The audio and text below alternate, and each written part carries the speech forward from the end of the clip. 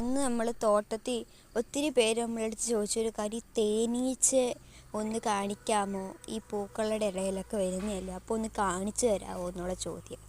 തേനീച്ചയൊക്കെ കാണിച്ചു തരാം. ഇതാണ് തേനീച്ച. സാധാരണ ഇതാണ് ഈ പൂക്കളിൽ വന്ന് ഓടിക്കുന്ന തേനീച്ച. കണ്ടോ, ഇതാണ് തേനീച്ച. ഉണ്ട്, നിങ്ങളെ കാണിക്കാൻ വേണ്ടി പൂക്കളുടെ ഇടയിൽ നിന്ന് കുത്തൊക്കെ കിട്ടിയിട്ടുണ്ട്. ഉണ്ടോ, ഇത് വെപ്രാളം പിടിക്കും. ഇത്തേരം കഴിഞ്ഞ് നമ്മൾ തുറന്നു വിടും കേട്ടോ. അവർക്ക് നല്ല ആരോഗ്യശക്തി ഉണ്ട്. അതുകൊണ്ട് തന്നെ ഒരുപാട് നേരം ഈ ശ്വാസം കിട്ടാതെ ആയാലും ഇവർ ഇരിക്കും. അതാണ് ഇവരുടെ ഒരു ചെറിയ കുപ്പിയിൽ ഞാൻ ഇങ്ങനെ പിടിച്ച് കാണിച്ചാണ്ട് ഈ പൂക്കളെയും കാണിച്ചു തരാം കേട്ടോ.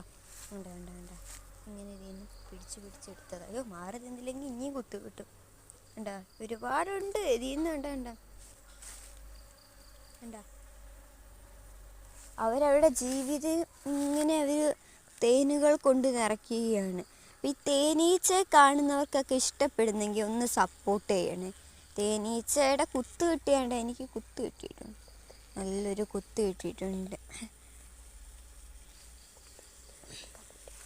നിങ്ങൾക്കൊക്കെ ഇങ്ങനെ തേനീച്ച തോട്ടത്തിലോ ഒക്കെ പോയപ്പം ഇങ്ങനെ കുത്ത് കിട്ടിയിട്ടുണ്ട്, തേനീച്ച കുത്ത് തന്നിട്ടുണ്ട്. ഉണ്ട്, ഇവിടെ കുത്ത് തന്നെങ്കിൽ ഒന്ന് കമൻറ്റ് ഇടണം, തന്ന് എന്ന് പറഞ്ഞ്. പിന്നെ എന്തൊക്കെയാ ഉണ്ട് വിശേഷങ്ങൾ, ഈ തേനീച്ച എടുത്ത് ചോദിക്കാം നമുക്ക്. അവരുടെ സൗണ്ട്, ഈ കുപ്പിക്കിടന്ന് അവരുടെ ജീവിതം ഒഴുക്കാൻ വേണ്ടി അവരൊരുപാട് നിലവിളിക്കുകയാണ് കേട്ടോ. എന്താണ്ട് ഈ തോട്ടം കാണുമ്പോഴേ എനിക്ക് ഭയങ്കര സന്തോഷം. കാരണം ഒന്നൊരു ഇതിലൊന്നും തേനീച്ചയൊന്നും ഇല്ലായിരുന്നുണ്ട്. റാണിയാണ് കേട്ടോ അത്, റാണി പൂമ്പൊടി തിന്നാൻ വേണ്ടി റാണി വരിക എന്നൊക്കെ പറയും. റാണിയാന്ന് തോന്നുന്നു.